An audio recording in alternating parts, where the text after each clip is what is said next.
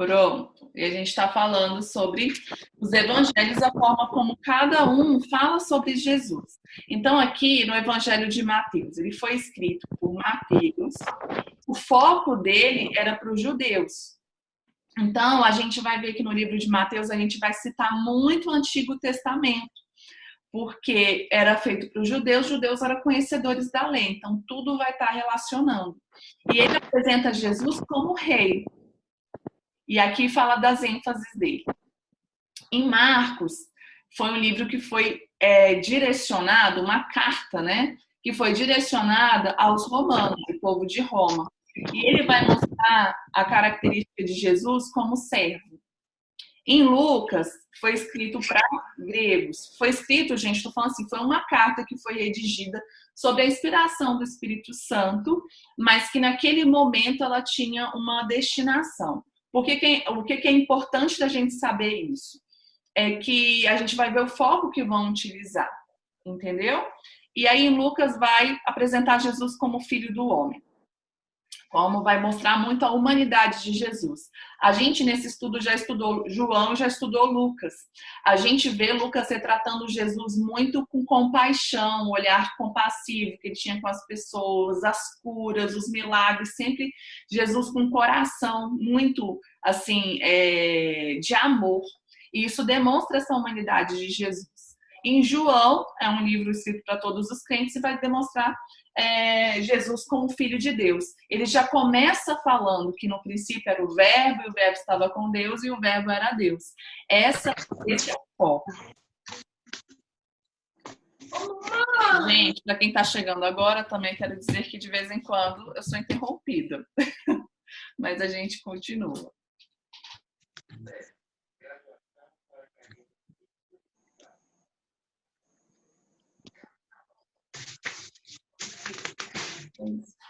Então, a gente vai ver que o foco... Eu posso ler o livro? Pode.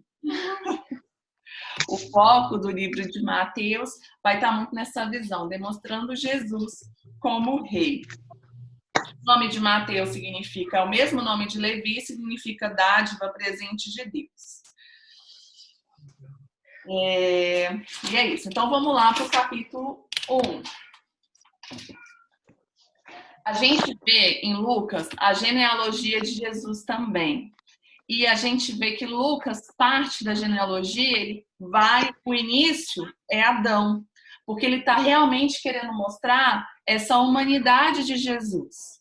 Já Mateus, ele vai começar a genealogia falando de Davi, o rei Davi, porque ele está querendo demonstrar essa ascendência, né, de Jesus vindo de uma família real, né, querendo mostrar Jesus como rei. Eu quis muito achar um meme que tem, e eu não achei, que fala o seguinte, o desafio da vida do jovem cristão é ler a Bíblia e não pular as genealogias. Falei, gente, tudo a ver com a gente, porque Mateus já começa de cara com a genealogia. E é muito comum para quem lê a Bíblia e tudo acabar passando, porque parece uma coisa enfadonha. Mas nada que está na Bíblia está por acaso. Então, agora no livro de Mateus, eu quis relatar para você cada um dos personagens que a gente tem aqui, o histórico dele na Bíblia, tá? Eu não fui atrás de fontes externas, eu peguei tudo da Bíblia. Então, começamos como registro da genealogia de Jesus, filho de Davi, filho de Abraão. Está querendo demonstrar o quê? Que Jesus vinha de uma família real, Davi, foi o rei, né? O primeiro rei de Israel foi Saul, mas Davi é o rei mais importante da história de Israel. E foi para Davi que Deus fez uma promessa que nunca iria tirar a família dele do trono. E Abraão, porque é o pai do povo judeu, é o quem gerou todo o povo. Foi onde Deus fez uma promessa para ele, né? Que nele seriam benditas todas as nações da terra, que daria para ele uma descendência incontável. E essa descendência foi o povo escolhido de Deus, que era o povo judeu. Era assim que os judeus encaravam, né? Eles como um povo exclusivo. Por que se concentra em Abraão essa figura do povo de Deus? Porque Abraão, ao mesmo tempo que deu origem ao povo de uma forma natural, né, uma descendência natural, filhos dos filhos dos filhos, ele também é o pai da fé. Porque por causa da fé dele, ele pôde receber a promessa de ter uma numerosa descendência. Por isso que lá em Gênesis, quando se fala de Abraão, vai falar que nele seriam benditas todas as nações da terra. Então, nós também somos filhos de Abraão, nós também somos filhos dessa promessa. E aí começa falando de Abraão, que Abraão gerou Isaac. Abraão deu origem ao povo hebreu, e foi para quem Deus prometeu uma terra, um povo e uma bênção. E aí ele deu origem a Isaac. Isaac era o filho da promessa. Foi o filho que Abraão teve, em quem Deus prometeu todas essas coisas, né? Essa herança, né? De Deus veio para Isaac. Foi por meio de Isaac que Deus foi multiplicando a descendência de Abraão.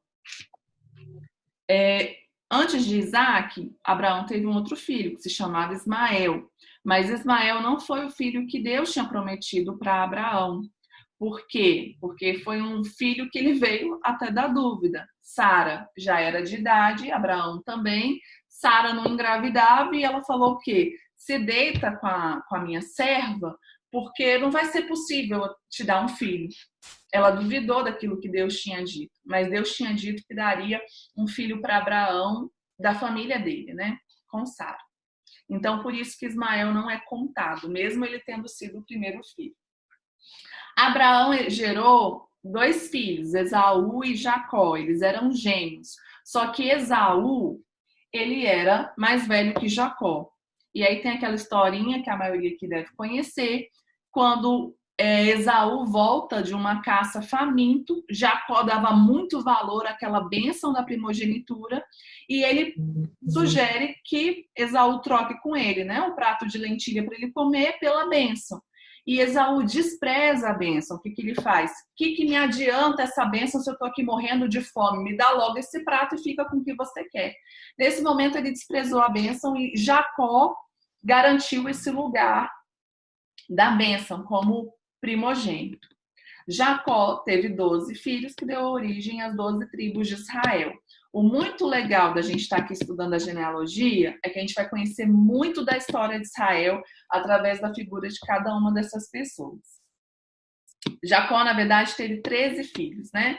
Só que um ficou fora da bênção, da bênção não, das terras que foram herdadas, e aí a gente tem as 12 tribos de Israel, dentro dos filhos de Jacó. E aí o que é citado aqui é Judá. A descendência, gente, era considerada sempre pelo filho mais velho, pelo primogênito. Então, Isaac gerou mais filhos que Jacó. Abraão gerou, a gente só lembra de Isaac e Ismael, mas Abraão teve outros filhos depois. Mas sempre vai ser contado pelo primogênito. E aí, o que acontece? Jacó teve 13 filhos. Rúben, ele era o mais velho, mas ele perdeu esse direito de primogenitura porque ele dormiu com uma serva, com uma concubina do pai dele. Quando isso aconteceu, o pai nem falou nada. Mas quando foi na hora do pai dar as bênçãos, isso foi considerado, porque foi uma desonra que ele fez com o pai dele. Simeão e Levi eram os próximos da linhagem. Depois de Rúben, o mais velho, vinha Simeão e Levi. Mas aconteceu uma vez que eles estavam perto de um povoado e a irmã deles foi violentada por um rapaz do outro povoado. Era o filho do rei lá do outro povoado. E aí o que aconteceu? Eles ficaram muito nervosos porque tinham feito aquilo com a irmã dele, né? E aí foram falar com um povo de lá, e aí o rei de lá falou assim, não, meu filho gostou muito dela e quer se casar com ela, ele quer reparar tudo isso que ele fez de errado. E aí, gente, isso tá lá em Gênesis 34, para quem quiser anotar essa história. Era o povo de Siquém. E aí ele falou assim, não, porque o nosso povo não se mistura e tudo, né? Simeão e Levi, que eram os filhos mais, assim, irados.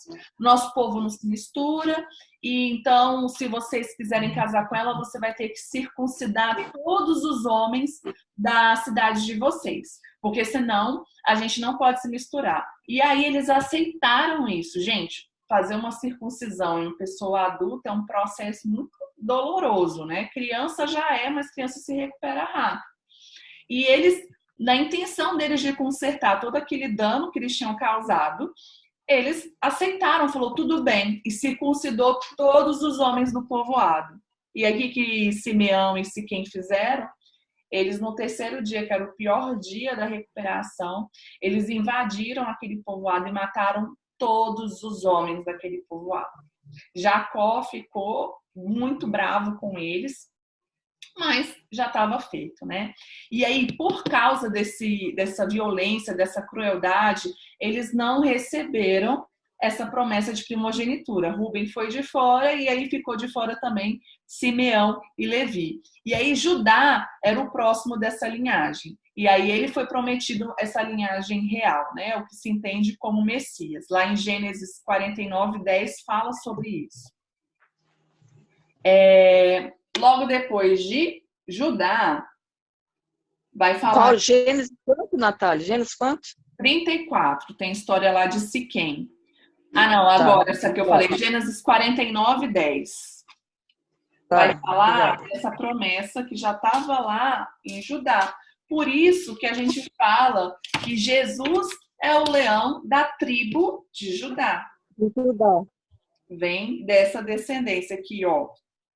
O cetro não se apartará de Judá, nem o bastão de comando dos seus descendentes, até que venha aquele a quem ele pertence, e a ele as nações obedecerão. Aqui já estava falando de Jesus. Aqui já estava falando de um rei que ia reinar sobre todas as nações. Gente, isso lá em Gênesis, antes de Israel ser um reino, ser um povo oficializado. Então, aqui promete que o cetro está falando de reinado. O reinado ficaria dentro da família de Judá. E aí, o que aconteceu? Judá teve 3 filhos. E aqui vai falar de Pérez e Zera. E aí aqui a gente tem a citação da primeira mulher dentro da genealogia de Jesus. Gente, a Bíblia, ela não esconde nada. Ela não faz questão de mostrar só as coisas boas. Pelo contrário, mostra tudo. E o que é interessante também da gente estudar a genealogia de Jesus? Entender que existiam pessoas que erraram, pessoas que tropeçaram, pessoas que se arrependeram, pessoas que morreram no pecado delas, mas essas pessoas faziam parte da família de Jesus. Então, o nosso passado, a nossa família, não determina quem a gente é, quem a gente vai ser.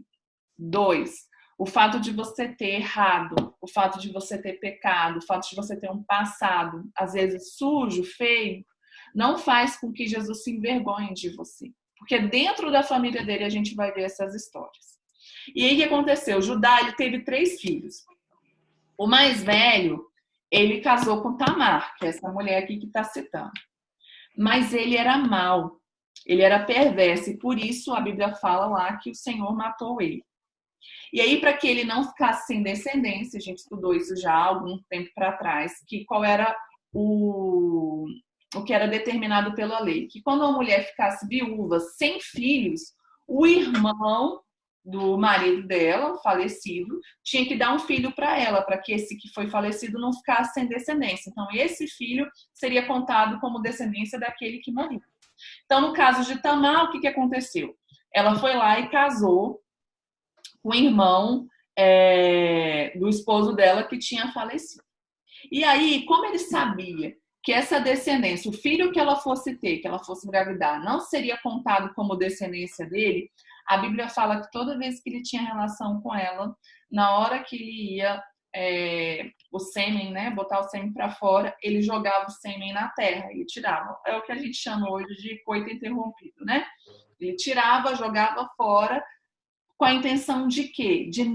Dela não engravidar, de não dar uma descendência para ela, uma intenção egoísta. E aí o Senhor também viu isso com maus olhos e fala aqui que ele também morreu. E aí, ele tinha um último filho, Judá. E aí ele ficou com medo desse último filho morrer, porque ele deu 2 filhos para Tamar, os 2 filhos morreram. No Antigo Testamento, gente, tudo era uma nuvem, não tinha revelação que hoje a gente tem através do Espírito Santo. Não tinha essa revelação. Então, algumas coisas, tudo era atribuído a Deus. O Tiago falou o seguinte uma vez. A Joyce falou que tá travando, gente. Se estiver travando aí, vocês me avisam. Ele deu um exemplo esses dias que foi muito interessante. Ele falou o seguinte: o Antigo Testamento é como se a gente tivesse colocado uma pessoa dentro de uma sala escura. A pessoa não está vendo nada, mas ela sabe que Deus está ali. Deus existe, mas ela não está enxergando nada. Aí, de repente, ela toma um tapa. Ela não sabe quem foi, ela vai achar que foi quem? Que foi Deus, porque Deus está aqui. Não tinha essa revelação da ação do diabo, entendeu? No Novo Testamento a gente já vai ver isso. Poucas vezes vai se falar de espírito maligno no Antigo Testamento. Quando se falar de espírito maligno, vai falar de um espírito maligno enviado pelo Senhor. Então, tudo era Deus. Então, quando a gente for estudar o Antigo Testamento, a gente vai entrar mais um pouco nesses detalhes, mas eu não quero que isso traga confusão para vocês, tá bom?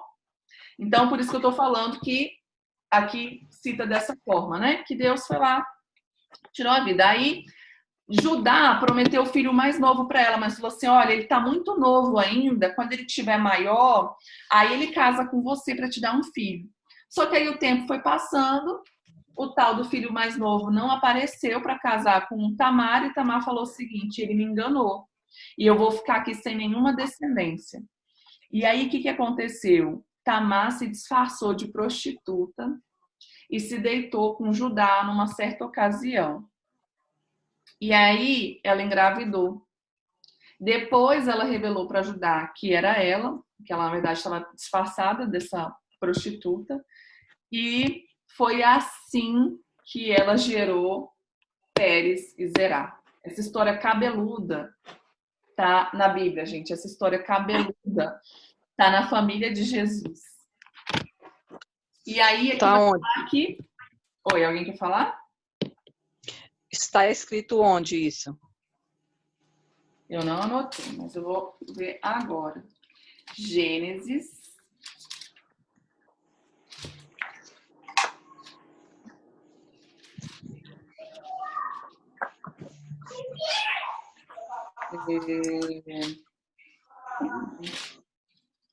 Eu vou postar lá no grupo, tá, Tia? Porque senão eu vou perder tempo aqui trocando.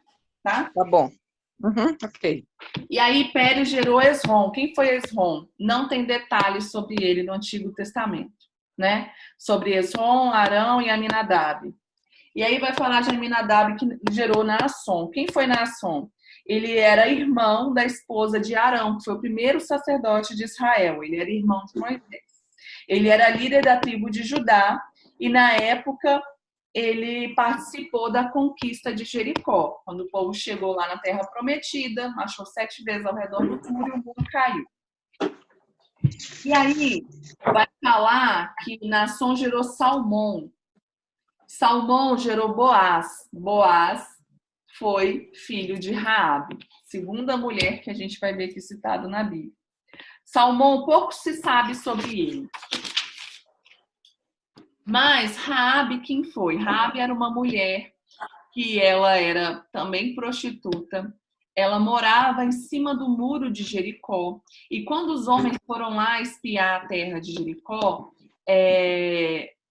quando foram atrás para matar, eles descobriram que eles estavam lá, Raabe foi quem abrigou esses espias. E por isso, eles prometeram para ela que não iam destruir a casa dela. Raabe não era do povo de Israel. Ela era uma mulher lá de Jericó. E ela começou a habitar no meio do povo judeu e ela entrou na descendência de Jesus. Hebreus 11 é o que a gente chama do pavilhão ali dos heróis da fé, a galeria dos heróis da fé. E Raabe está citada lá no versículo 31. Tiago 2:25 também vai ressaltar o exemplo de Raabe na demonstração de fé que ela teve por meio das obras. Qual foi a obra dela? Ela teve uma atitude. Quando o Tiago vai falar que fé sem obras é morta, ele vai citar o exemplo de Raabe, pela atitude que ela teve. E aí agora vai falar de Boaz e Ruth. Ruth também, outra mulher que está aqui na genealogia, ela não era parte do povo judeu. O que aconteceu? Ela se casou com um rapaz que era do povo judeu, que tinha migrado para a cidade dela por causa da fome, e ele morreu. Ele tinha o pai, era a mãe, o pai e 2 filhos. Esses 2 filhos morreram e o pai também morreu. E aí o que aconteceu? A mãe da família... Gente, ó, deixa eu só interromper para falar. Eu vou desligando o microfone aqui. Quem quiser falar, fala. Tá? Liga de novo, porque às vezes a pessoa tá com o microfone ligado e não percebe.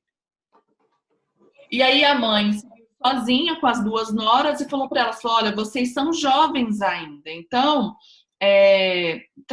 vão viver a vida de vocês atrás de outra pessoa para vocês ainda curtirem a vida de vocês, e eu vou voltar para minha terra para ver o que me resta, como viúva e sem filhos, sem um sustento.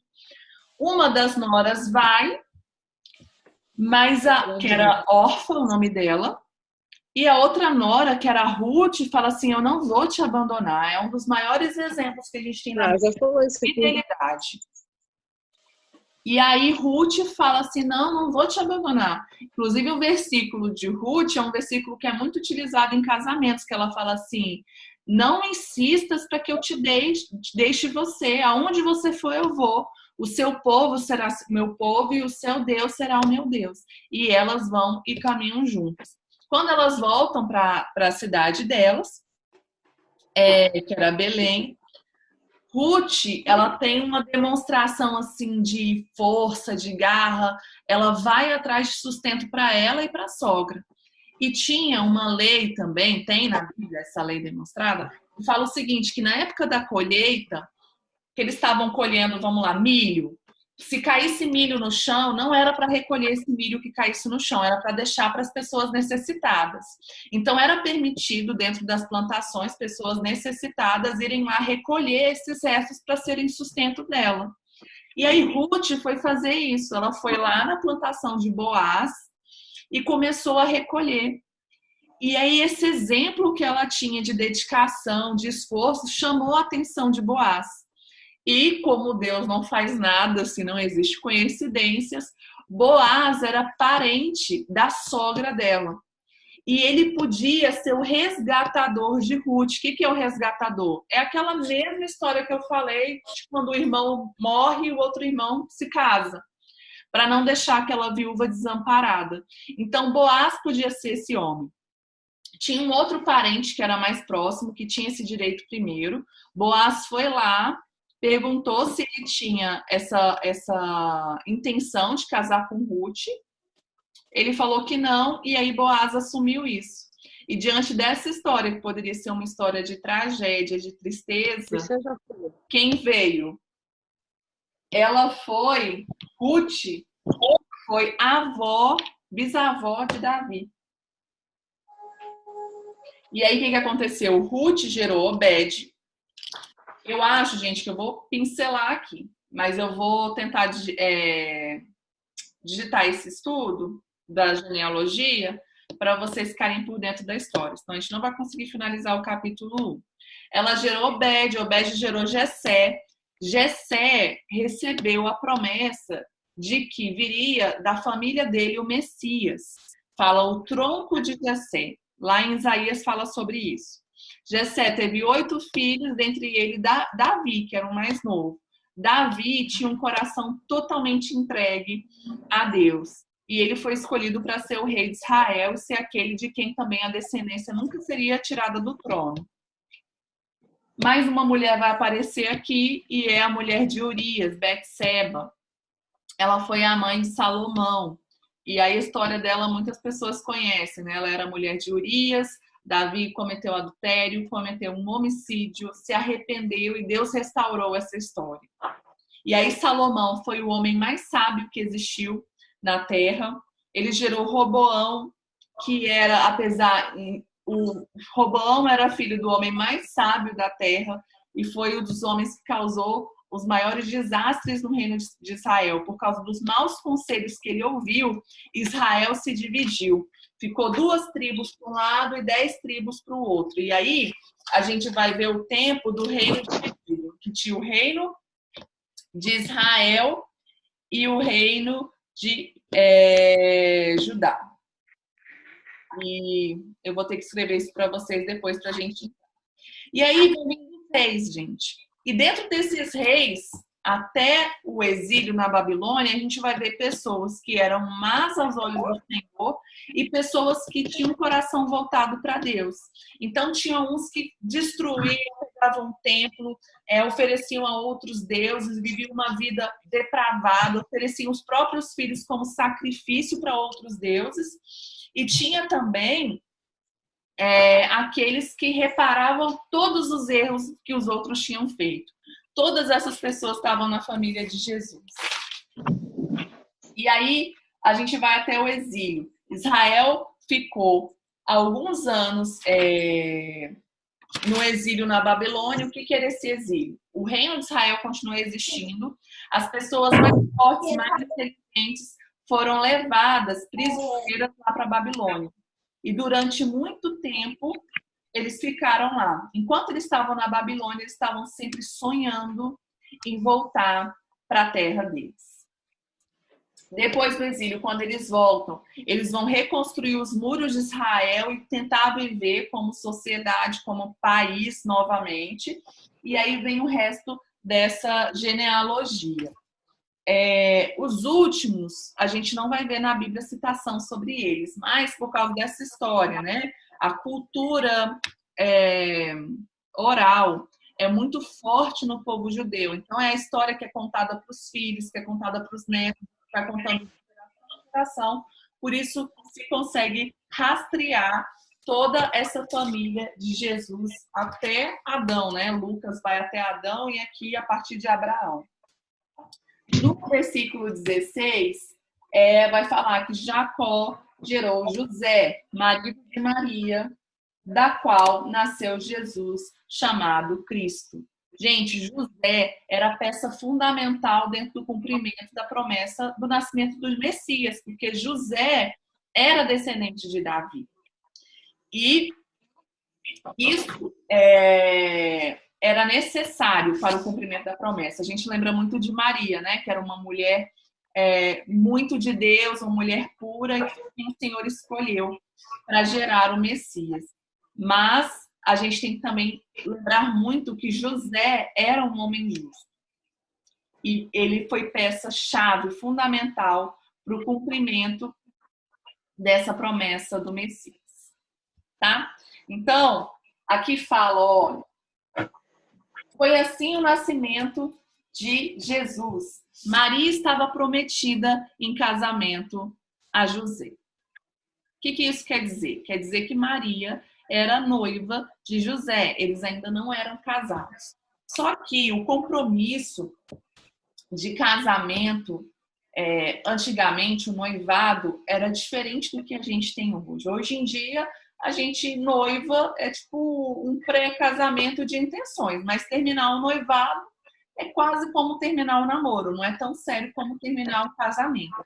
Nesses tempos, o noivado ele já era um compromisso muito intenso entre duas pessoas. No noivado já se tinha uma festa, já tinha um pagamento de dote, que era uma garantia que aquela moça estaria reservada para aquele moço. Já tinha um compromisso com os dois, muito real. A única coisa que não tinha era a consumação do casamento. Então, eles ficavam um tempo esperando até consumar esse casamento. Isso tinha contrato e tinha uma garantia. No caso, José deu uma garantia para os pais de Maria.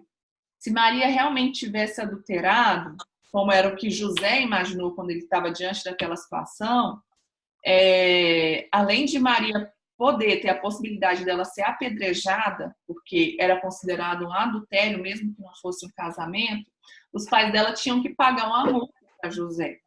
Só que olha a importância da gente escolher as pessoas certas para se relacionar. Imagina se José fosse um cara de cabeça quente, um cara irresponsável, uma pessoa que não se importasse com os outros. E no momento que ele recebe essa notícia de que Maria está grávida, ele dá a louca. Ele vai e é irresponsável. Imagina a tragédia que não ia ser. Só que a Bíblia fala que José era um homem justo e que ele não queria expor Maria a uma desonra. Por quê? Se ela soubesse que ela estava grávida de um filho que não era de José, que poderia ser de outro homem, Maria ia ficar totalmente desonrada diante da sociedade. Se soubesse que isso tinha feito com o consentimento dela, se achassem, ela poderia ser apedrejada. Ou se não, ela estaria assim quase que fadada a nunca mais se casar. Então, dentro desse contexto que José estava pensando que estava acontecendo, ele tentou ver uma forma de deixar Maria secretamente, para que ela não fosse desonrada publicamente. E aí é que fala no versículo 20, mas depois de ter pensado nisso, apareceu-lhe o anjo do Senhor em sonho. José só tinha pensado, ele não comentou com ninguém, ele não falou com ninguém, ele não orou sobre isso, ele só pensou. E o Senhor enviou um anjo para falar com ele em sonho. Sobre isso, eu quero falar sobre duas coisas. Primeiro, Deus conhece cada um dos nossos pensamentos. Os nossos pensamentos, eles estão intimamente conectados com aquilo que está no nosso coração. O nosso coração recebe coisas e se a gente ocupa o nosso coração, aceita essas coisas no nosso coração, isso vai ocupar a nossa mente, os nossos pensamentos. E uma forma de alinhar o seu coração ao que é correto é você controlar os seus pensamentos. É engraçado que a gente fala muito assim, pensamento ninguém controla, pensamento ninguém escolhe.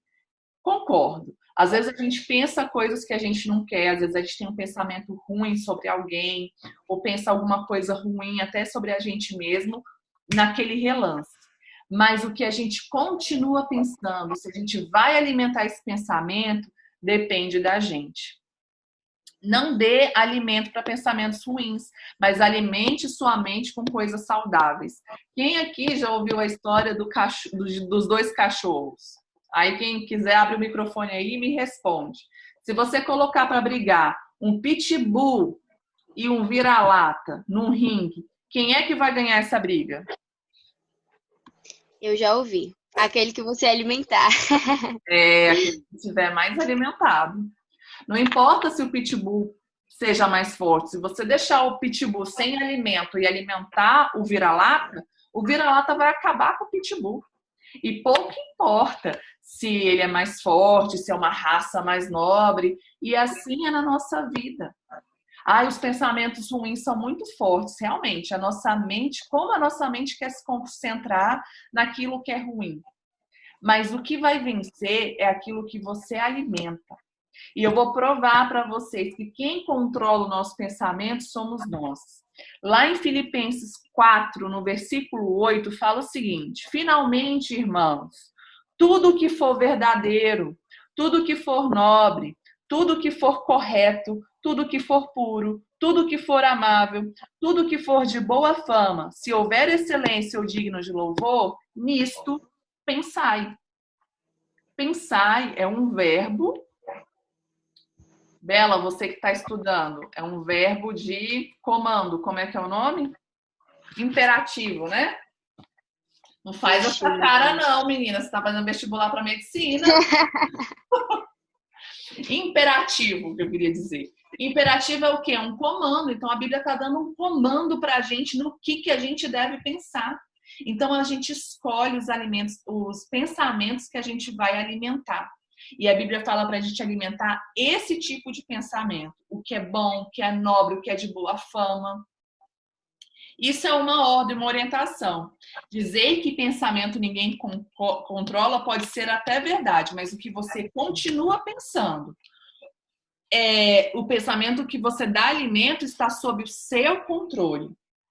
Lá em 2 Coríntios 10:5, vai falar sobre como também a gente controla os nossos pensamentos. Fala o seguinte: destruindo argumentos e toda pretensão que se levanta contra o conhecimento de Deus. Isso são as dúvidas, são os questionamentos que se levantam na nossa vida, questionando as coisas de Deus, questionando a verdade de Deus. O que ele fala?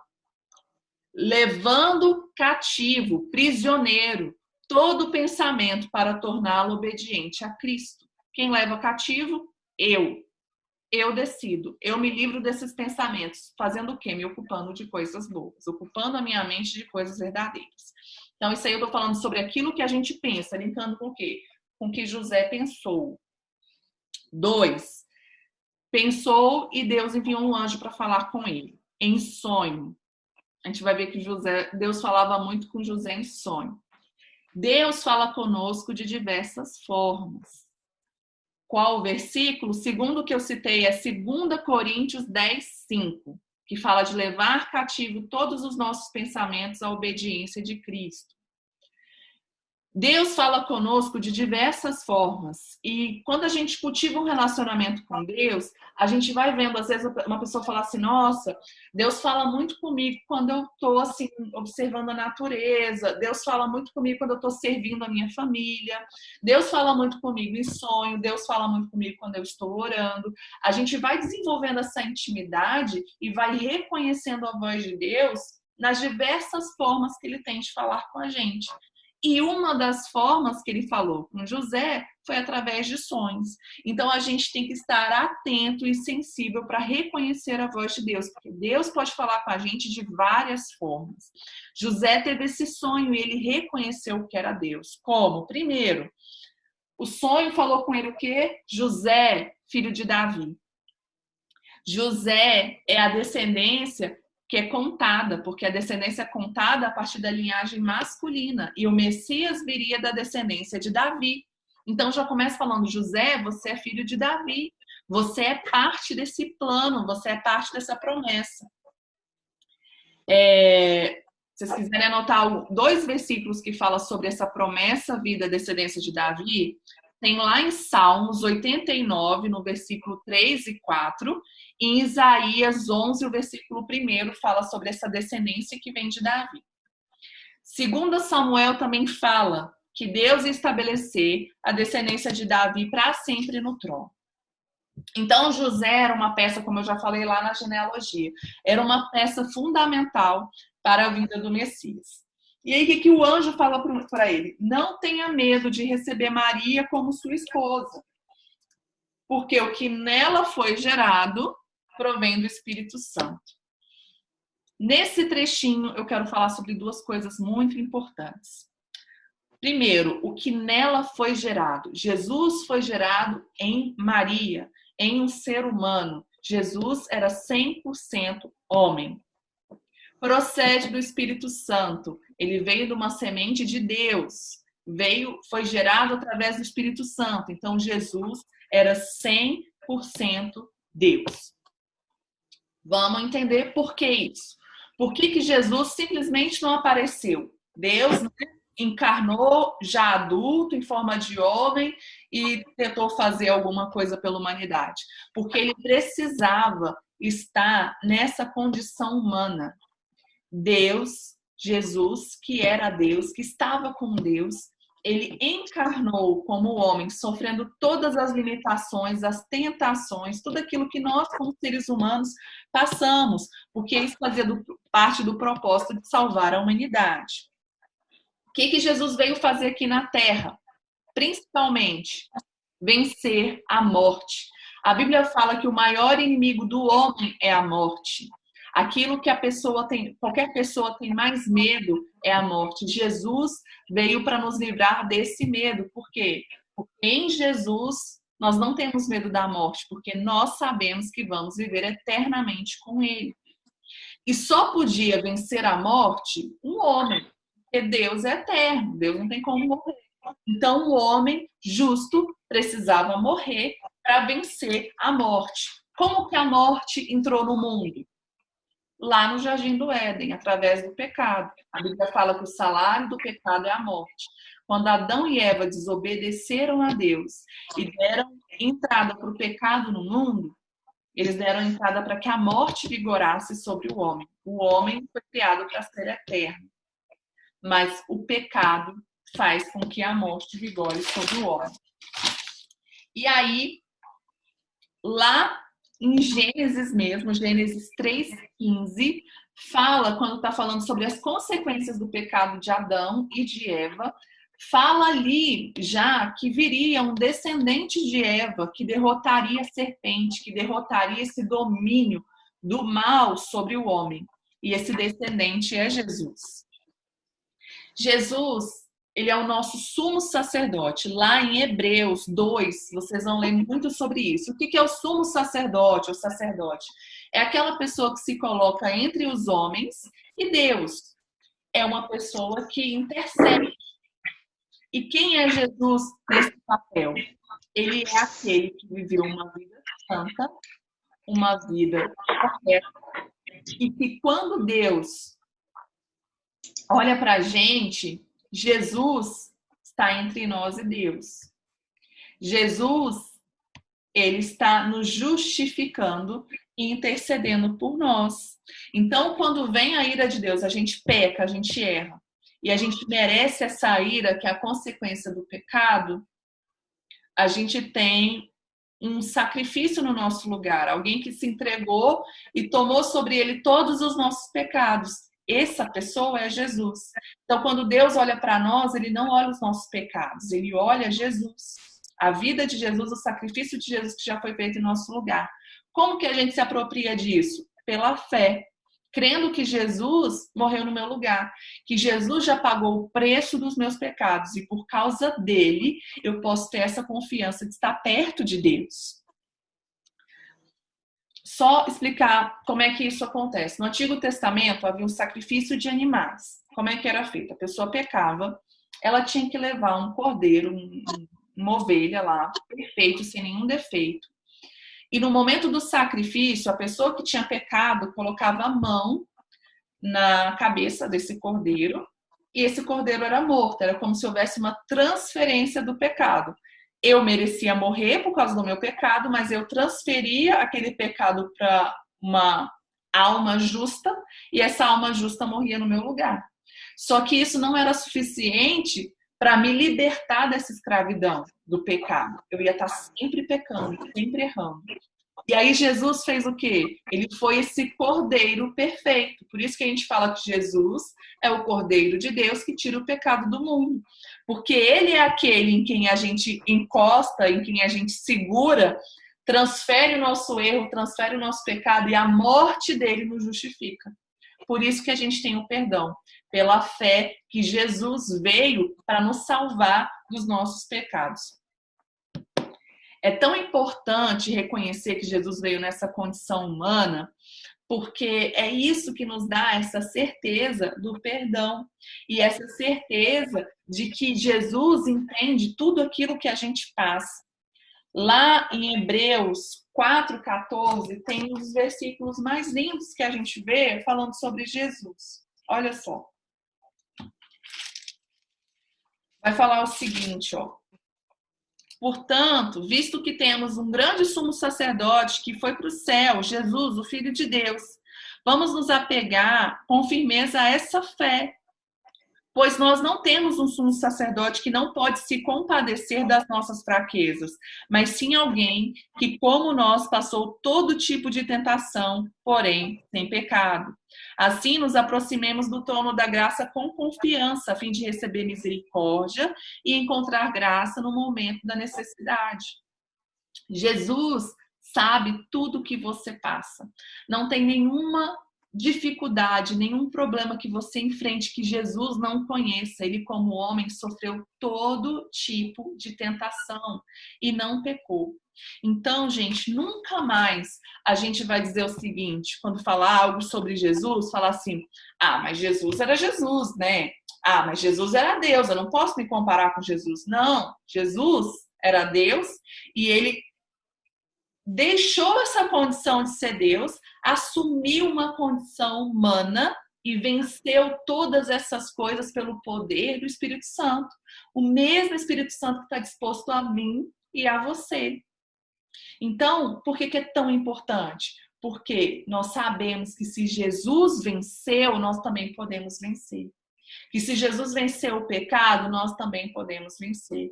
Que se Jesus venceu a morte, nós também vamos vencer. Porque o mesmo Espírito que estava em Jesus está em nós. Amém? Lá em Romanos 8, 9 e 11 vai falar sobre tudo isso que eu estou falando. Então, alguém, gente, avisa para a Aline aí, que só ela que está sem áudio. Então, Jesus tinha corpo, alma e espírito como a gente. Jesus tinha corpo, ele tinha fome, ele tinha frio, ele tinha sede. Jesus tinha alma, ele fala assim, nossa, minha alma está profundamente angustiada. E Jesus tinha espírito, era o Espírito Santo que habitava no espírito dele, dava a ele poder para realizar todas as obras que ele realizava. Jesus era 100% Deus. Ele já existia antes de tudo que existe existir. A gente vai ver isso lá em João, capítulo 1. Antes de tudo existir, Jesus já existia. Mas ele abriu mão dessa condição de ser Deus e assumiu a forma de servo. Eu vou ler para vocês lá em Filipenses 2.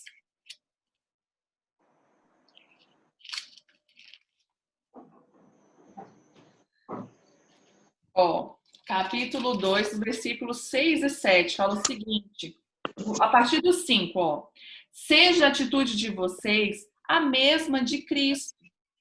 Embora sendo Deus, não considerou que ser igual a Deus era algo que ele devia se apegar, mas se esvaziou a si mesmo, vindo a ser servo e tornando-se semelhante a homens.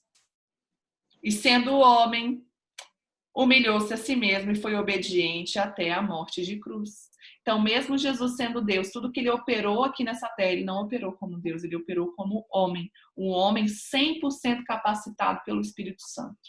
Por isso que Jesus pode dizer, aqueles que confiarem em mim, aqueles que me seguirem, obras maiores farão. Está disponível para a gente fazer obras maiores que Jesus, por causa da capacitação do Espírito Santo que está sobre a nossa vida. E aí o anjo vai falar para José o quê? Que ele vai pôr o nome do bebê de Jesus. O que significa Jesus? Jesus significa, é o mesmo nome que significa Josué, e significa o Senhor salva.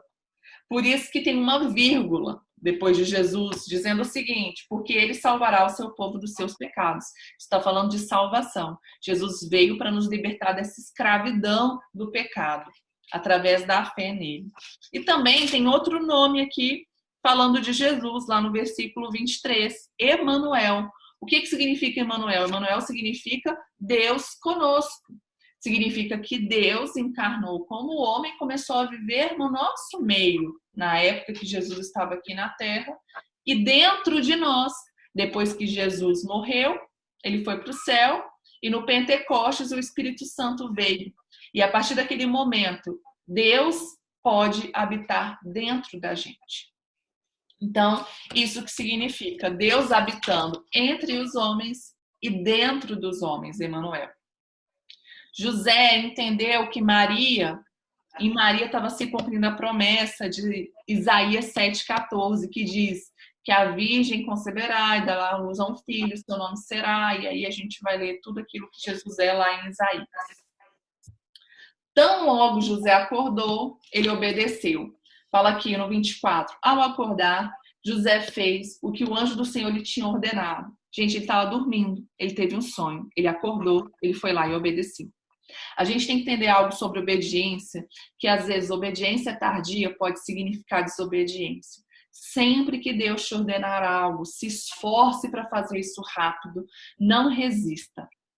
Caso você resista, se arrependa e obedeça. Porque é melhor você fazer tardiamente do que você não fazer.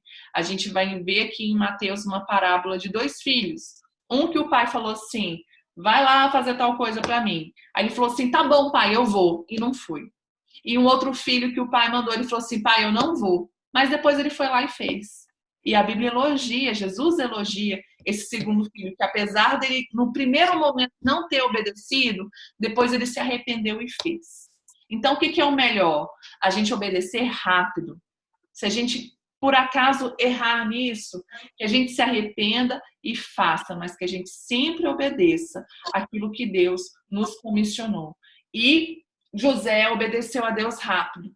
Foi lá, recebeu Maria como esposa e não deixou que nenhum burburinho, nenhuma má fama alcançasse a vida de Maria. E termina dizendo o seguinte: e lhe pôs o nome de Jesus. Isso está falando sobre a obediência completa que José teve.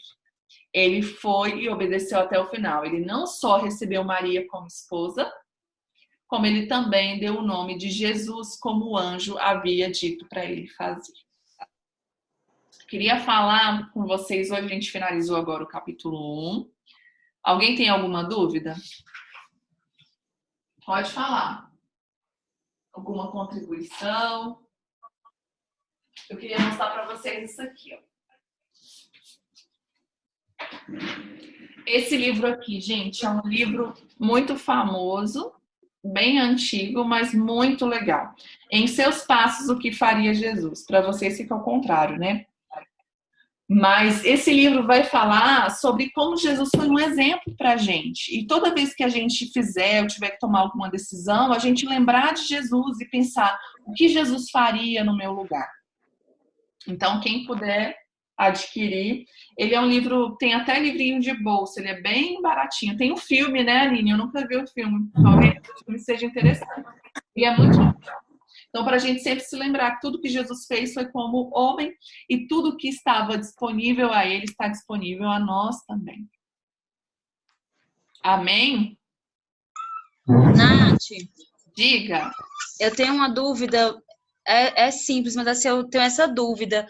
Então, Levi era Mateus. Isso. E Jesus mudou o nome dele para Mateus? Não, Ou não fala sobre isso? Então, tipo assim, ó, Tiago em inglês é James. É o mesmo nome, não é? Sim. Então, é só uma questão de tradução. Levi e Mateus é o mesmo nome. O nome dele não foi mudado.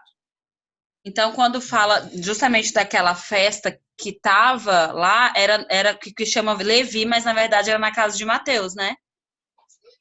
Qual festa? Quando Jesus foi no jantar, Lá é Mateus. Talvez. Depois você me lembra qual passagem é essa. dos cobradores de impostos. Depois eu te... Sim, possivelmente. Era ele, né? Mateus, isso. Tá. Tá bom? Mesmo discípulo. Alguém mais?